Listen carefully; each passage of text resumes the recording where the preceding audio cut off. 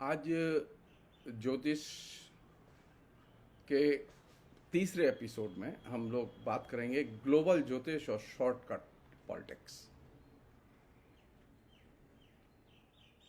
ये मतलब मज़ेदार चीज़ है कि ज्योतिष का जो पूरा स्ट्रक्चर है वो फासिज्म की राजनीति के बहुत ही करीब है और वो मध्य वर्ग के की मनोदशा के निर्माण में उसकी बहुत महत्वपूर्ण भूमिका है। जो लोग सोचते हो कि ज्योतिष जो है वो एक तरह से ऐसा शास्त्र है जिसका कि पॉलिटिक्स से, पॉलिटिकल आउटलुक से कोई संबंध नहीं होता, वो गलतफहमी के शिकार है। ज्योतिष की भी अपनी एक राजनीति है। जैसा कि मैं पहले एपिसोड में इस बात को रेखांकित कर चुका हूँ कि ज्योतिष हिंदू गोलबंदी का एक बहुत महत्वपूर्ण आइडियोलॉजिकल उपकरण है। उसने सांप्रदायिकता के विस्तार में महत्वपूर्ण भूमिका अदा की है। उसी तरह आज हम लोग बातचीत करेंगे जो कि बहुत ही ज़रूरी है। मैंने पिछली बार बताया था कैसे ज्योतिष अपने कॉमन सेंस के जरिए काम करता है। उस कड़ी में एक और घटना है जिसका जिक्र करना जरूरी है। एक टेलीविजन के लाइव कास्ट में जब ज्योतिषी और दर्शकों के लिए खुला रहता है कि दर्शक पूछ सकते हैं, तो एक दर्शक ने एक ज्योतिषी से पूछा कि श्रोता ने कि उसका बेटा फिल्म लाइन में है, उसकी उम्र 42 साल है, वह एक औरत से प्यार करता है, क्या उसका प्यार शादी में तब्दील होगा? हठात जो एंकर था उसने बीच में पूछा कि आप चाहते क्या हैं? क्या बेटा जिससे प्यार करता है उससे शादी कर ले तो आपको खुशी होगी? पिता ने कहा हां। अब देखिए दिलचस्प बात,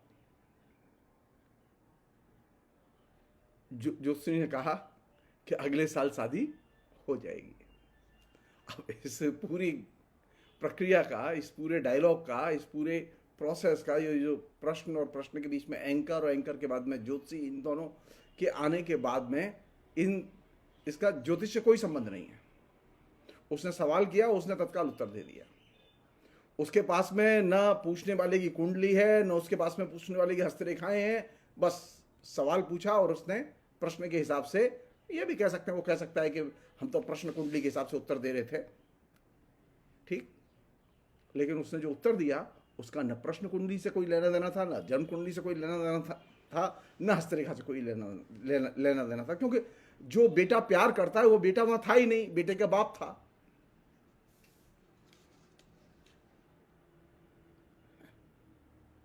ये जो सारा का सारा जो पैटर्न है, जो कि हमने पिछले एपिसोड में भी 3 घटनाओं का जिक्र किया था, ये पैटर्न एक तरह के ज्योतिष के मनोविज्ञान को दर्शाता है कि ज्योतिष एक खास तरह के मनोविज्ञान को लेकर काम करता है। ज्योतिषी एक खास तरह के मनोविज्ञान को लेकर एक्टिव रहता है। और मनोविज्ञान क्या है? मनोविज्ञान यह है कि ज्योतिषी का काम यह है कि वह किसी भी व्यक्ति को जो सवाल पूछने आता है उसे निराश नहीं करता। वह उस व्यक्ति के अंदर आशा बनाए रखता है। वह यह भी जानता है कि जो सवाल करने वाले लोग हैं ये किस वर्ग से आते हैं। वे लोअर मिडिल क्लास से आते हैं और इन में ज़्यादा से ज़्यादा पाने की लालसा होती है और ये पाने के लिए हमेशा शॉर्टकट की तलाश में रहते हैं। ये ज्योतिषी अच्छी तरह से जानता है। और ये जो शॉर्टकट में पाने की जो लालसा, जो मध्य वर्ग की खूबी है, उसे ज्योतिष अपनी भाषा में, ज्योतिष की भाषा में उसे तब्दील करता है। और जब वो कहता है कि क्या मेरा ये काम होगा, क्या ये काम जल्दी होगा, तो ज्योतिषी के पास में शॉर्टकट होते हैं। तो वो कहता है आप रत्न धारण करिए, आप ताबीज पहनिए, मंत्र जप करने के लिए कहता है, व्रत करने के लिए कहता है, ये सारे के सारे जो उपाय जो ज्योतिषी सुझाता है, ये सारे के सारे शॉर्टकट उपाय हैं। और दिलचस्प बात बता रहा हूं मैं आपको, आप बराहमीर को पढ़ जाइए, बराहमीर के यहां आपको कोई भी उपाय नहीं मिलेगा। हाँ, ज्योतिष का फलादेश तो मिलेगा, लेकिन उपाय नहीं मिलेगा। ये जो कर्मकांडी आए हिस्टोरिकली, जब भी ये दाखिल हुए तो इन्होंने ज्योतिष के साथ में कर्मकांड का एक तरह से घालमेल किया। ज्योतिष में परंपरागत मनोविज्ञान के आधार पर फलादेश तो है, लेकिन ज्योतिष में कर्मकांड नहीं है। ये कर्मकांड जैसी चीजें बाद में आई, और इसने ज्योतिष को विकृत करने में और ज्योतिष को धंधा बनाने में सबसे महत्वपूर्ण भूमिका अदा की। तो ये जो ज्योतिषी जो उपाय सुझाता है अपने सवाल पूछने वाले को, वे उपाय सुझाते समय उसके दिमाग में एक ही चीज रहती है कि मध्य वर्ग को शॉर्टकट में रिजल्ट चाहिए, और शॉर्टकट में रिजल्ट के लिए वह ये जिन उपायों की मैंने आपसे चर्चा की, इनमें से कोई ना कोई उपाय सुझाता है।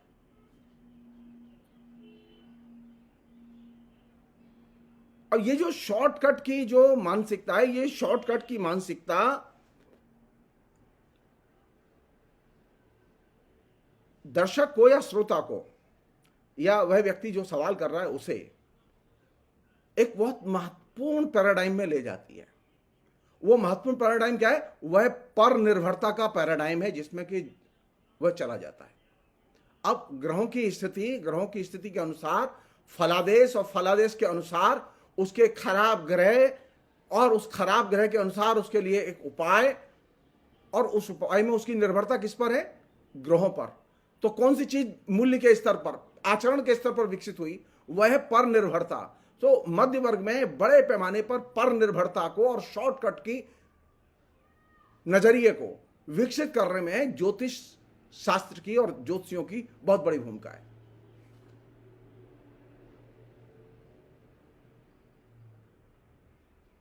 और ये जो भूमिका जब ज्योतिषी निभाता है शॉर्टकट रास्ते बताने की,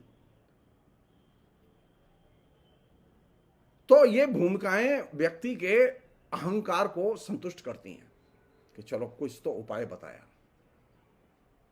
उसे संतुष्टि मिलती है, और अपनी जो बौद्धिक जो कमजोरी है उसे छिपाने में मदद मिलती है। और ये जो काम है ये कौन करता है? ये काम ज्योतिषी अपनी छद्म भूमिका के जरिए करता है।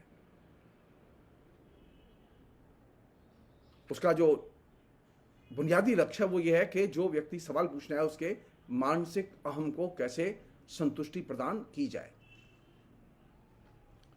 एक अन्य चीज है जो कि इस पूरे के पूरे लाइव टेलीकास्ट के जो प्रसारण है, दैनिक राशिफल का जो पूरा का पूरा कैलेंडर जो आपके बीच में प्रत्येक पत्र पत्रिका में आता है,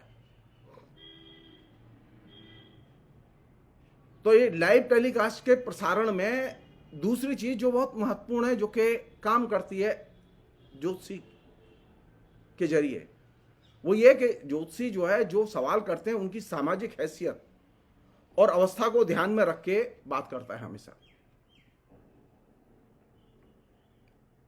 और उसकी कोशिश ये होती है, क्योंकि जब कोई सवाल करता है तो उसके पास में कोई ना कोई प्रॉब्लम होती है, तो ज्योतिषी उसे उस अपनी छद्म भूमिका के जरिए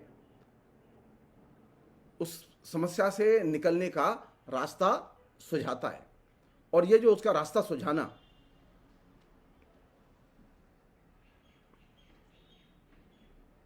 एक तरह से कौन सी चीज पैदा करता है? दूसरी, एक तो मैंने आपसे कहा कि वह एक पर निर्भरता की स्थिति पैदा करता है। दूसरी एक चीज वह निर्मित करता है जो कि बहुत ही खतरनाक है, इससे भी ज्यादा खतरनाक है, वो ये फ्रॉड। ज्योतिषी जो कुछ बोल रहा है, जो कुछ उपाय बता रहा है, वो झूठ है। तो इसके चलते क्या है कि अब जो सवाल पूछने वाला है वो फ्रॉड पर विश्वास करने लगता है। ज्योतिषियों ने वर्ष दर वर्ष भारत की जनता के जेहन में फ्रॉड पर या असत्य पर विश्वास करने की मनोदशा तैयार करने में महत्वपूर्ण और केंद्रीय भूमिका अदा की है।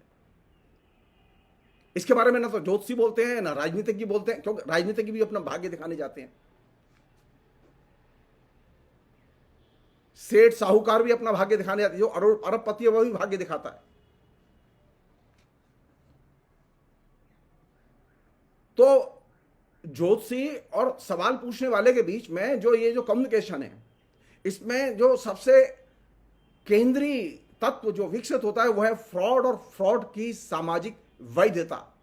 और यही वजह है कि हिंदुस्तान में जो फ्रॉड करते हैं उनको सामाजिक तौर पर वैधता प्राप्त है, क्योंकि हम सबके अंदर कहीं ना कहीं ज्योतिष, ग्रह, फलादेश, इन सब की मनोदशा और इसके जरिए जो विकसित जो मूल्यबोध है वो किस पर आधारित है? फ्रॉड पर आधारित है। हम फ्रॉड को सच मानते हैं, फ्रॉड का सम्मान करते हैं और फ्रॉड को वैध मानते हैं। और यही वह जगह है जहां से ज्योतिषी एक बहुत ही खतरनाक भूमिका अदा करता है। वो सम्मानजनक भूमिका अदा नहीं करता। अब होता क्या है कि हम एक प्रश्नकर्ता के नाते ज्योतिषी ने जो सुझाव दिए, ज्योतिषी ने जो हमें भविष्य बताया, उसके जरिए हम फ्रॉड से प्यार करने लगते हैं।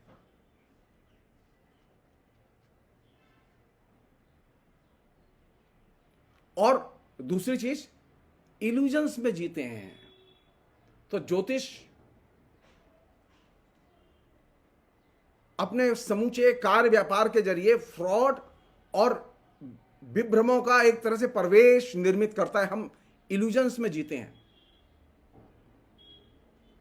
और ये दोनों चीजें, फ्रॉड और इल्यूजन्स, ये दोनों चीजें हैं मास कल्चर का बहुत महत्वपूर्ण एलिमेंट है। और यही वजह है कि ज्योतिष मास कल्चर के एक अंग के तौर पर अपना आधुनिक काल में विकास करता है।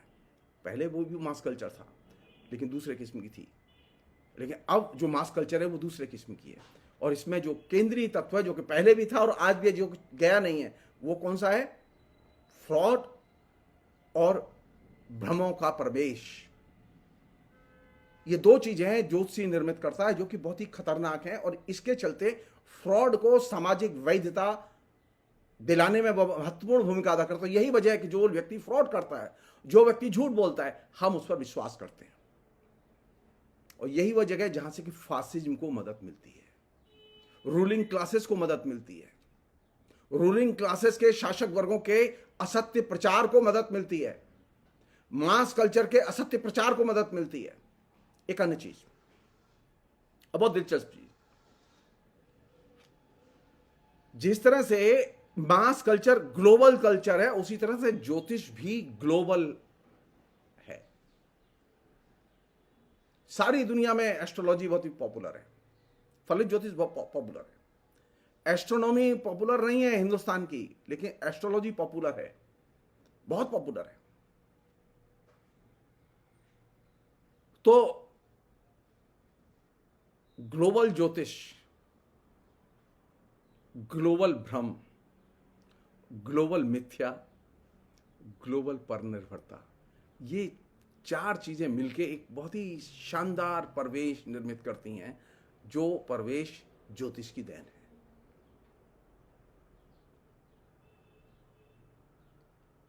और ये जो चार चीजें हैं, पर निर्भरता, फ्रॉड,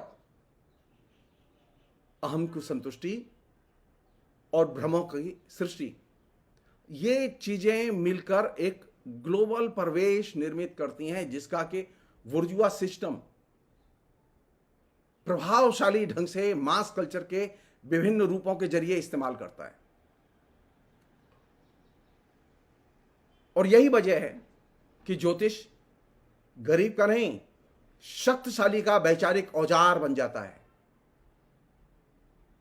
वो गरीब के तारण या मुक्ति के लिए पैदा हुआ शास्त्र नहीं है, बल्कि वह वर्चस्वशाली शक्तियों को और अधिक ताकतवर बनाने वाला शास्त्र है। इसलिए ज्योतिषी और ज्योतिष शास्त्र, खासतौर फलित ज्योतिष, उसकी भूमिका, वो भूमिका ताकतवर को मजबूत करती है, क्योंकि वह नंबर एक शॉर्टकट की राजनीति को बल प्रदान करता है। नंबर दो, वह निजी अहम को संतुष्ट करने में भूमिका अदा करता है। नंबर 3 वह परनिर्भर बनाता है। नंबर 4 वह फ्रॉड की संस्कृति को सामाजिक वैधता प्रदान करता है। और नंबर 5 वह विभ्रमों की सृष्टि करता है। और यही वजह है कि ज्योतिष विचारधारात्मक तौर पर, खासतौर फलित ज्योतिष विचारधारात्मक तौर पर फासिज्म की सबसे अधिक और प्रभावशाली तरीके से मदद करता है। फिलहाल इतना ही। बहुत बहुत शुक्रिया। Thank you.